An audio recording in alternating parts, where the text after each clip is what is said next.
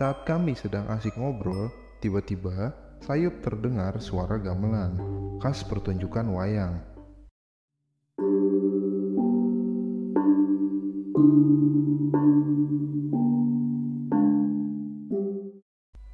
Hai, apa kabar?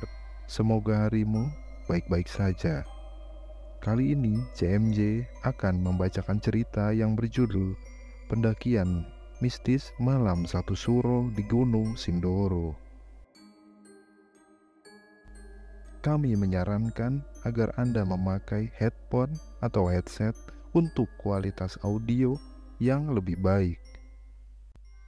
Sebelum mulai, ada baiknya kita berdoa dulu, supaya tidak mendapatkan gangguan dari mereka yang tak kasat mata. Berdoa dimulai. Berdoa selesai. Kita masuk ke ceritanya.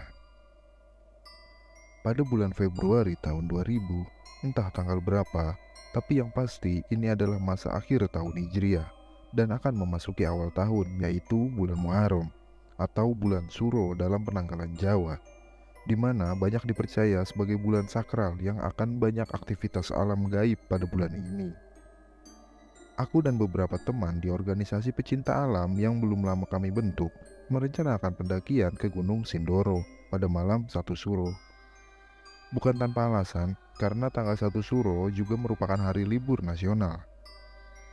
Maka kami memanfaatkan hari libur ini untuk pendakian gunung, bukan untuk alasan lain, apalagi yang berkaitan dengan hal gaib. Kami bukan kelompok yang menekuni dunia mistis dan sejenisnya. Gunung Sindoro kami pilih karena kami memiliki kenalan yang berasal dari kaki Gunung Sindoro. Sebut saja namanya Sandi. Bukan dari desa di mana jalur pendakian resmi berada, tetapi dari desa temanku tersebut juga ada jalur menuju ke puncak. Jadi kami menyambut baik tawaran dia dengan alasan jalur yang akan kami lewati nanti akan sepi tanpa hiruk pikuk pendaki lain. Dan pastinya akan ada tim yang akan mengawal pendakian kami hingga ke puncak. Jadi kami tidak perlu khawatir terjadi hal buruk, terutama tersesat.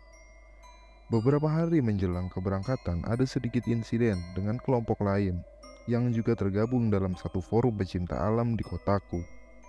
Mereka berniat menggagalkan pendakian kami dan ingin mengalihkan ke kegiatan lainnya. Dengan dalih, kami adalah anggota forum dan harus mengikuti kegiatan forum. Tapi dengan tegas kami menolaknya. Kalaupun kelompok kami dikeluarkan dari keanggotaan, itu tidak masalah, ujarku.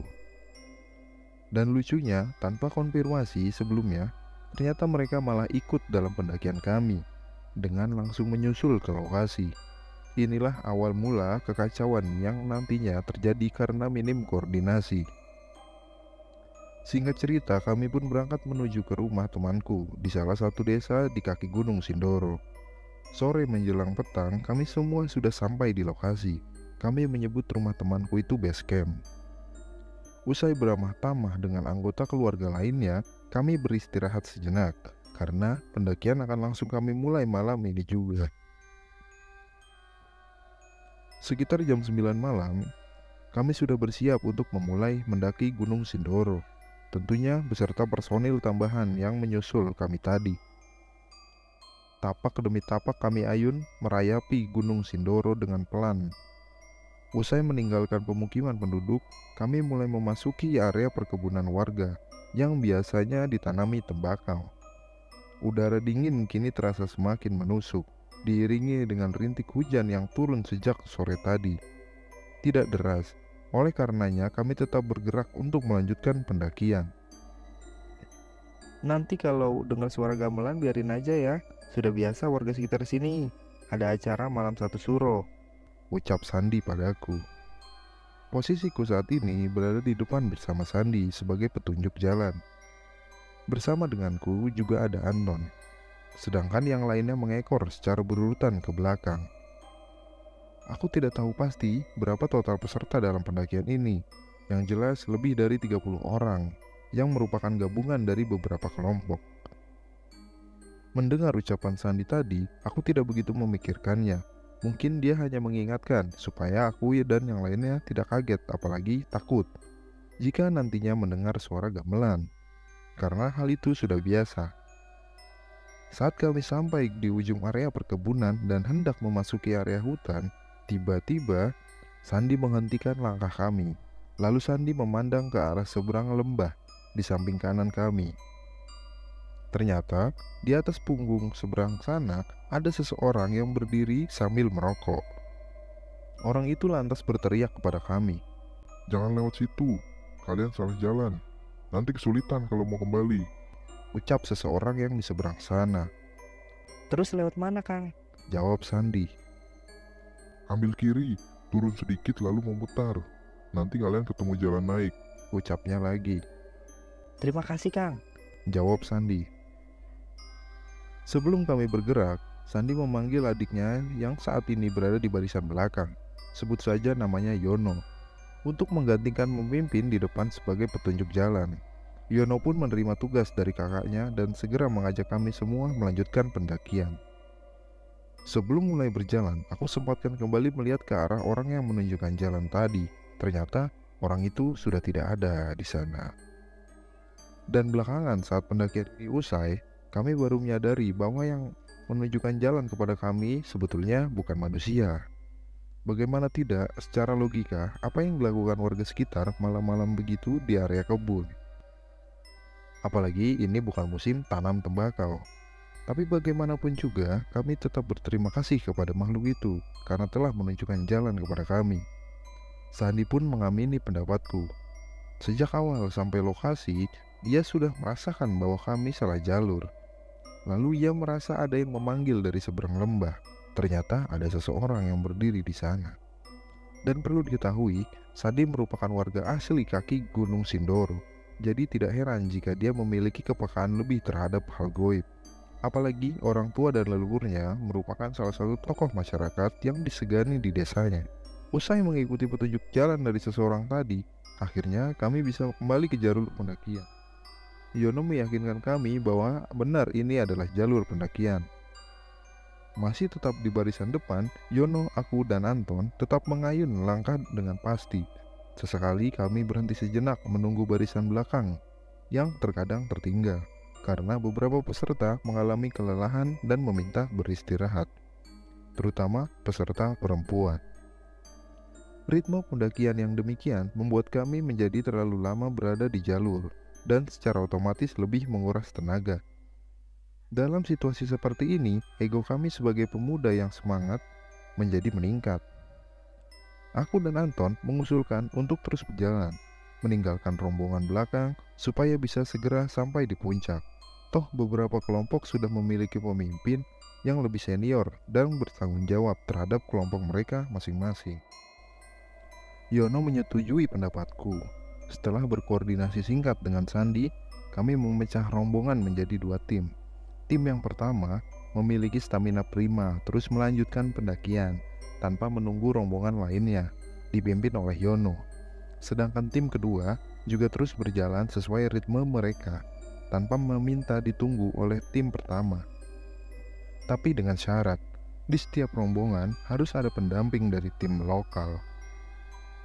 Dan Sandi memimpin di bagian rombongan kedua.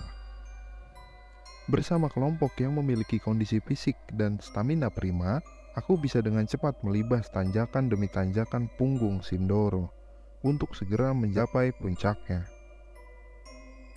Hingga suatu ketika rombongan kami telah sampai di bagian hutan Gunung Sindoro yang masih cukup rimbun dengan dominasi pohon melanding gunung yang tidak terlalu besar namun cukup lumayan tinggi. Yono menghentikan laju langkah kami dan menginstruksikan untuk break bersama. Mengingat kami sudah cukup lama berjalan dan beberapa orang juga sudah mulai terlihat kelelahan, meski mereka tidak mengakuinya karena gengsi. Break kali ini kami tidak membuat kopi, hanya menikmati air putih dan rokok saja, karena memang kami tidak berniat untuk berlama-lama di sini. Saat kami sedang asik ngobrol, tiba-tiba sayup terdengar suara gamelan, khas pertunjukan wayang. Kami semua saling pandang dan terdiam. Artinya kami semua mendengarnya. Tenang, itu desa sebelah memang ada pertunjukan wayang setiap malam 1 suro. Ucap Yono memecah kesunyian. Kami pun lega. Artinya, suara gamelan ini bukan berasal dari dunia gaib. Setidaknya begitu pemikiranku. Dirasa sudah cukup istirahat, kami sepakat untuk melanjutkan perjalanan. Saat kami hendak beranjak, salah satu temanku yang bernama Diki menemukan sesuatu tergeletak di tanah, terinjak olehnya. Diki meraba bagian bawah sepatunya dan menemukan suatu benda. Setelah diambil dan diamati, ternyata benda itu semacam keris kecil sebesar telapak tangan dengan bentuk mirip salah satu tokoh pewayangan. Tetapi kami tidak mengetahui bentuk tersebut tokoh siapa. Aku sempat ikut memegang benda tersebut, dan ketika berada di tanganku, aku merasakan ada semacam sentakan energi yang keluar dari benda itu. Bawa aja nggak apa-apa. Jika emang itu rezekimu, benda itu akan terus ikut denganmu. Tapi jika bukan, dia akan hilang dengan sendirinya. Ucap Yono kepada Diki. Tapi gunanya apa ini, Mas? Tanya Diki. Aku juga nggak tahu. Kalau emang ada manfaatnya, biasanya nanti kamu akan tahu dengan sendirinya. Jawab Yono. Mengikuti saran Yono, akhirnya Diki membawa benda tersebut dengan memasukkannya ke dalam ransel, dan kami pun bergegas melanjutkan pendakian. Pendakian pun kami lanjutkan. Malam semakin pekat dan aura mistis semakin menebal. Entah karena efek dari benda yang ditemukan Diki tadi, atau memang sudah kewajaran karena jalur ini memang jarang dilalui. Bahkan saat ini hanya kelompok kami yang mendaki melalui jalur ini. Ditambah lagi, malam ini adalah malam satu suro, malam puncak pesta dunia gaib, menurut kepercayaan beberapa kalangan masyarakat. Semakin lama kami berjalan, rombongan depan yang tadinya berisi 15 orang, kini semakin terpecah menjadi 3 bagian, dikarenakan mulai terlihat perbedaan stamina dari masing-masing personil. Yono meyakinkan kami bahwa sudah tidak ada percabangan jalur. Jadi meskipun ada yang tertinggal, kami tidak perlu khawatir akan tersesat. Yang terpenting, jangan ada yang tertinggal sendirian. Minimal harus ada yang menemani satu orang. Seperti halnya diriku ini, yang berada di tengah bersama Anton dan 2 orang teman kami.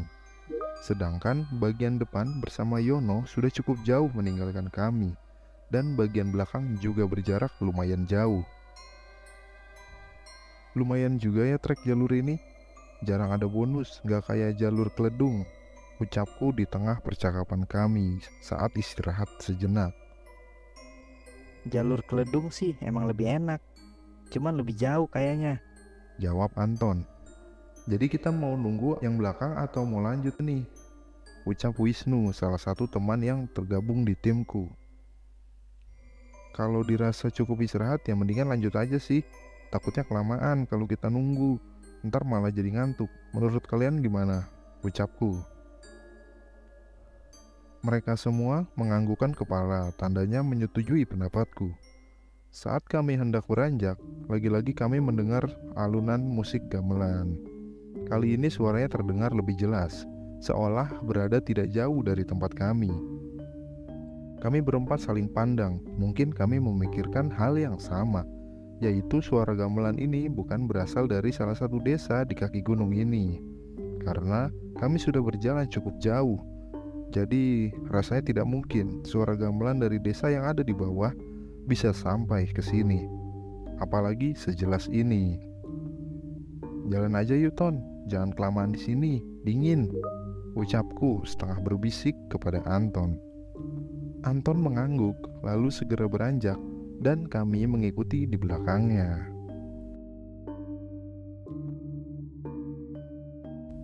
Dan itulah cerita pendakian mistis Gunung Sindoro di malam satu suro part pertama. Terima kasih telah menonton dan mendengarkan video ini. Ditunggu untuk kelanjutan ceritanya. Jangan lupa subscribe agar channel ini terus berkembang. Wassalamualaikum warahmatullahi wabarakatuh.